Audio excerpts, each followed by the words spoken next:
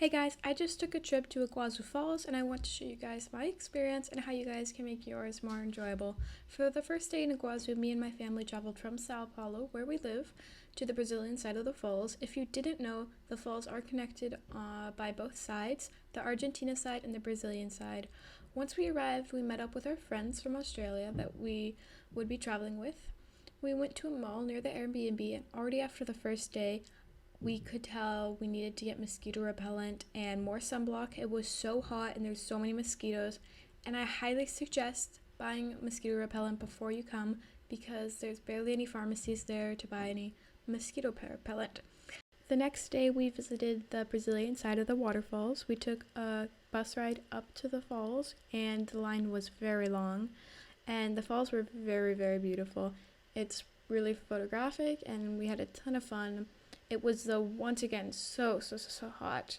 I highly suggest bringing a hat or sunblock or an umbrella. It was a big mood.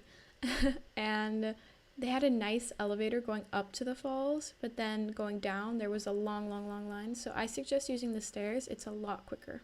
The next day, since it was New Year's Eve, we decided to go swim at our friend's pool, and we went to eat something later that day. But most of the places were closed since it was New Year's Eve, so I suggest getting something from the grocery store the day before if you guys are there on New Year's Eve or any other holidays. Later that day, since it was New Year's Eve, we went to see the fireworks, which were amazing. We had a great view from the Airbnb that me and my family were staying at, but this is kind of random, but one of the fireworks actually landed about 10 feet away from us, and it was very loud, and it exploded right in front of us. But the night was very fun, and I suggest coming on New Year's Eve. It was pretty amazing, but there were not very many hotels available, so I suggest booking way in advance. The next day, we went from the Brazilian side of the falls to the Argentina side, and it went pretty fast. Immigration was great, except for the fact that he picked up some other people, and we were not told that he would pick up people, and he dropped them off at the airport, and this made a detour of about an hour. But I'm kind of glad because I got to see a BTS poster at the airport, which was amazing. Once we arrived in the Argentina side, we went to our hotels and then we went and ate. And I had this amazing palmito pizza, and that's heart of palm if you guys don't know. And it's a Brazilian food. It's a really great vegetable. And then there was an arcade, so me and my friends went and tried to use the arcade, and it was so cheap. I think it was about 50 cents for 4 plays or something. I'm not sure, but we ended up winning. The next day we visited the Argentina side of the falls, and I highly suggest visiting both. The Argentina side was definitely my favorite. You get really close to the falls and you get to see them, and it's super beautiful. But the Brazilian side is super photographic and you see them all, and it's really fun, but it is quite crowded. And for the Argentina side, you arrive at the park and then you have to pay to get in. You have to wait in a long line.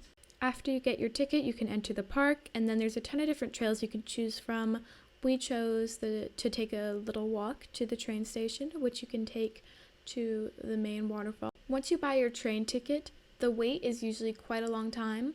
You usually get a ticket for the next available train time, which for us was about an hour long. And then you get on the train, and it's just like a little mini train. It's pretty adorable. And from the train, it's about a 20-minute walk to the waterfalls.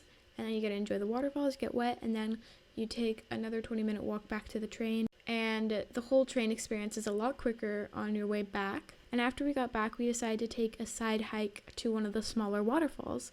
So we took the Macaco hike, and this was probably my favorite thing out of the trip. It was about an hour-long hike. It was 3 kilometers, and it was pretty enjoyable. And there was a lot of spiders, and there was a lot of bullet ants, but it was a lot of fun, especially if you're with your friends. And then you get to the waterfall, which says no swimming, but there's tons of people swimming there and taking photos, and it's really beautiful. And I highly suggest going maybe earlier in the day so you guys can spend more time there, because it was probably my favorite part. And then you gotta take the hike back, which feels a lot quicker. And then you're done.